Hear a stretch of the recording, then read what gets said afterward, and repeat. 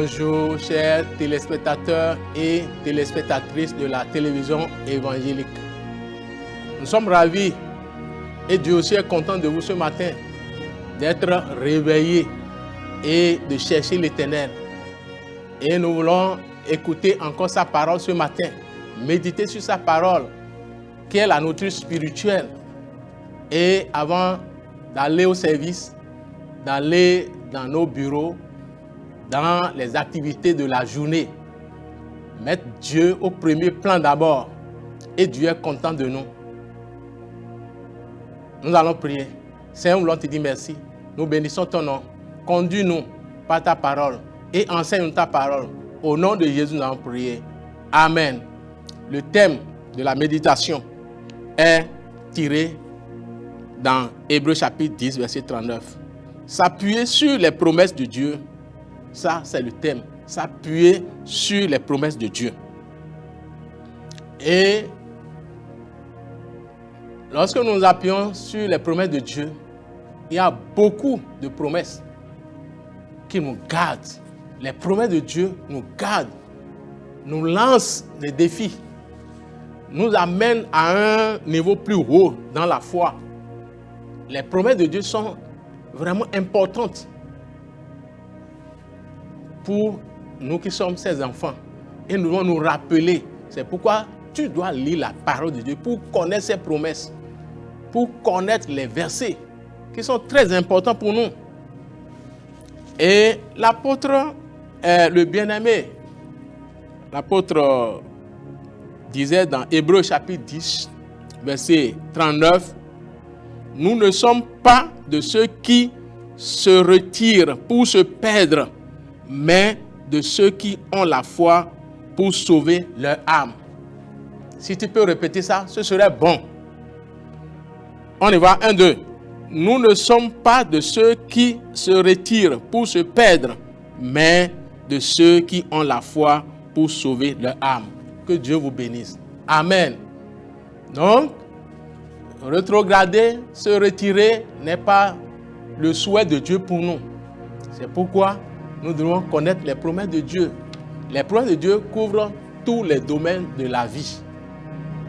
Dieu a donné les promesses pour que nous puissions lui rappeler ça lorsque nous sommes en face des défis.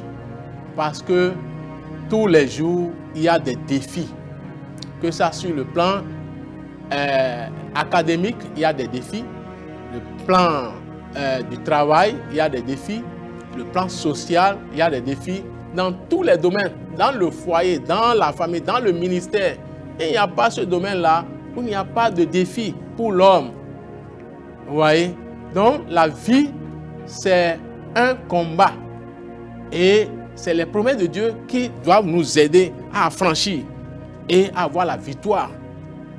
Tout le reste peut échouer, mais Dieu est vrai.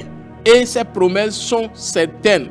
Elles sont disponibles pour répondre à nos besoins, guérir nos maladies, nous accorder la vie éternelle, nous donner la plénitude de la vie spirituelle, nous remplir de la puissance de l'Esprit pour le service et répondre à toutes nos prières.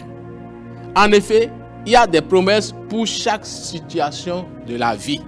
Nous allons voir l'enseignement en 3 points. Premier point, la certitude de sa parole. La parole de Dieu ne ment pas. Il y a certains qui peuvent dire que ce sont les Blancs qui ont écrit ça. C'est l'homme qui a écrit ça, non? Non, nous avons besoin. C'est l'homme, mais ils sont inspirés par le Saint-Esprit pour écrire. Et en tant qu'enfant de Dieu, il faut croire. Il faut croire en la parole de Dieu. Si un enfant croit à sa maman qui va au marché, qui dit que maman, achète-moi du pain, et l'enfant croit que lorsque papa va revenir, maman va revenir, va lui amener des cadeaux. Donc nous-mêmes, on doit croire en Dieu. On ne voit pas Dieu, mais par la foi, on croit en Dieu. La certitude de sa parole. Deuxième point, le catalogue de ses merveilles. Et le troisième point, la confiance en ses promesses. On doit avoir confiance. Comme l'enfant a confiance à sa maman, a confiance à son papa, il pense que le papa est plus fort que tout le monde dans le monde entier.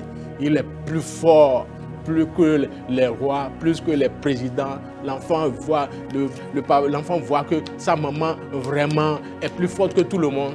Donc nous-mêmes, on doit savoir ça, que Dieu est plus fort que tout le monde. Et effectivement, Dieu est plus fort. La confiance, on doit avoir confiance en lui et se rapprocher de lui. Premier point, la certitude de sa parole.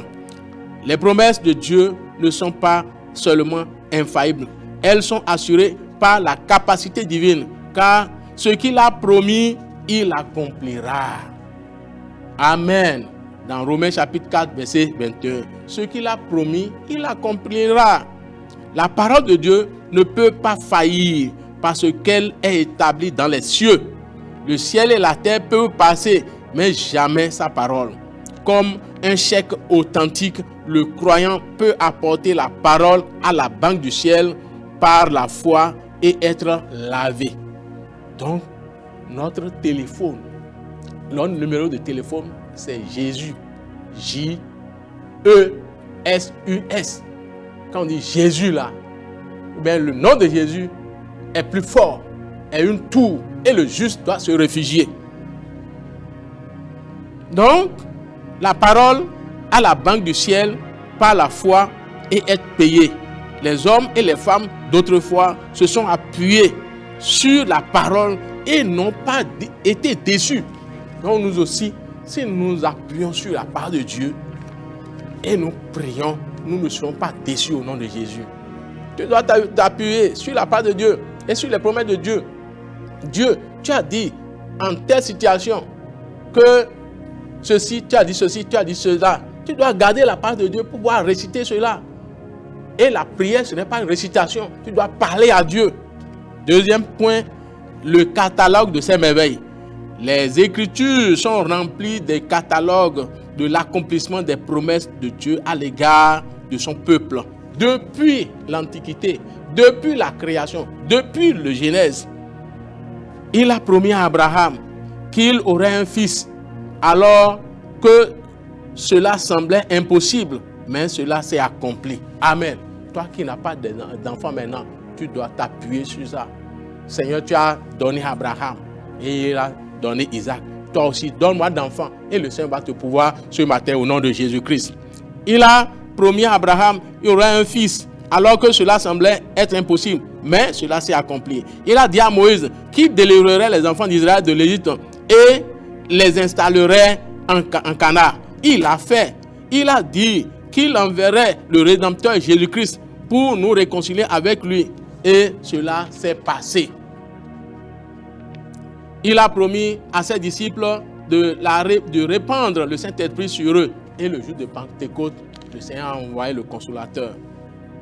Il y a d'innombrables témoignages de l'accomplissement des promesses de Dieu sur le salut du péché, la sanctification, le baptême dans le Saint-Esprit, l'obtention d'un emploi, la connaissance de la volonté de Dieu dans le mariage, les bénédictions des enfants et le succès et la promotion. Et que dirais-je encore? Mon frère, ma soeur, nous devons tenir Dieu au mot. Amen. Troisième point, la confiance en ses promesses. Sur la base de la parole de Dieu, nous pouvons revendiquer nos bénédictions aujourd'hui. Tu dois revendiquer tes bénédictions aujourd'hui. Il y a toujours un miracle qui attend les plus grandes et plus précieuses promesses afin que par elles, vous deveniez participants de la nature divine, en fuyant la corruption qui existe dans le monde par la convoitise. C'est l'apôtre Pierre qui disait cela. L'apôtre Pierre, dans 2 Pierre chapitre 1 verset 4. Cependant, seuls les enfants de Dieu peuvent aspirer à ces promesses par la foi en notre Seigneur Jésus-Christ. Ma question pour toi, est-ce que tu es déjà devenu enfant de Dieu? Examine ta vie. Est-ce que tu ne vis pas dans le péché secret? Toi, papa, là, est-ce que tu ne triches pas? En dehors de ta femme, est-ce que tu n'as pas encore des femmes, des copains, des copines ailleurs, des seconds bureaux par-ci, par-là? Et malheureusement, parfois, certains se disent qu'ils sont chrétiens et c'est après leur mort qu'on découvre d'autres femmes en cachette, d'autres femmes. Mais Dieu sait ça.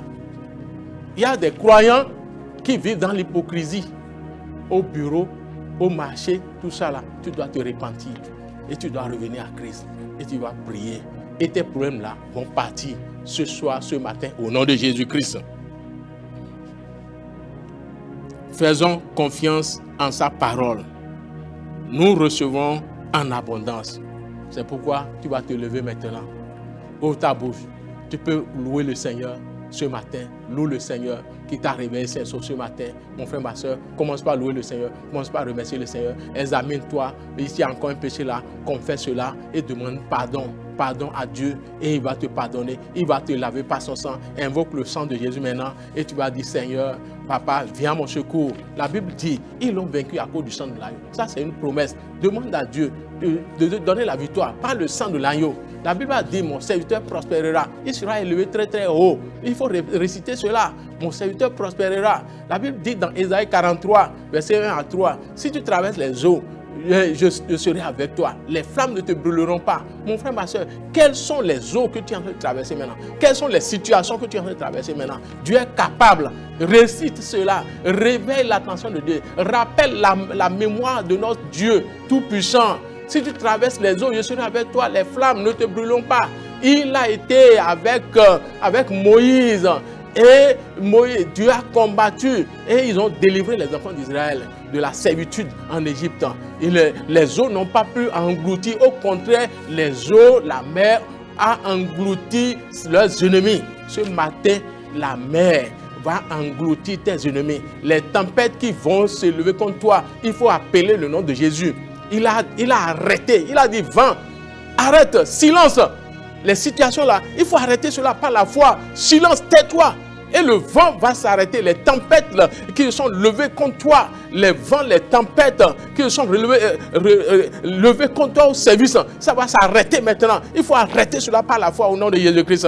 Il a dit, je te bénirai, je t'élèverai, je te prospérerai. Il a dit dans Malachie chapitre 3, verset 10, amenez dans la maison du trésor toutes les dîmes.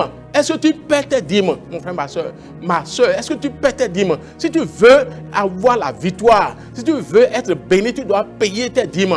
Tu dois payer tes dîmes, tu dois honorer Dieu par tes dîmes et tes offrandes. Ouvre ta bouche, Seigneur, à partir d'aujourd'hui, Seigneur, excuse-moi, pardonne-moi. À partir d'aujourd'hui, je serai fidèle dans mes dîmes et les offrandes. Et tu vas voir, puisque la Bible a dit, mettez-moi de la sorte à l'épreuve. Si je n'ouvre pas les écluses des cieux sur vous, si je ne répands pas la bénédiction en abondance sur vous, je menacerai celui qui dévore. Mon frère, ma soeur, nous avons fait des expériences à Dieu. C'est pourquoi nous parlons. Tu dois être fidèle. N'écoute pas ceux-là qui disent qu'on n'a plus besoin de payer les dîmes et les offrandes. Mon frère, ma soeur, parle à Dieu. Demande le secours de l'Éternel. Est-ce que tu lis la Bible encore? Ou bien c'est le téléphone qui te préoccupe? Les messages de WhatsApp aujourd'hui, c'est le téléphone. On n'a plus le temps pour lire. On n'a plus le temps pour évangéliser. On n'a plus le temps. C'est WhatsApp, c'est téléphone, WhatsApp, c'est Internet. Mon frère, ma soeur, nous devons changer de comportement et mettre tout en ordre. Chaque chose à son temps. Il a dit le Seigneur. Prie, mon frère, ma soeur, prie, mon frère, ma soeur. La prière ne se limite pas pendant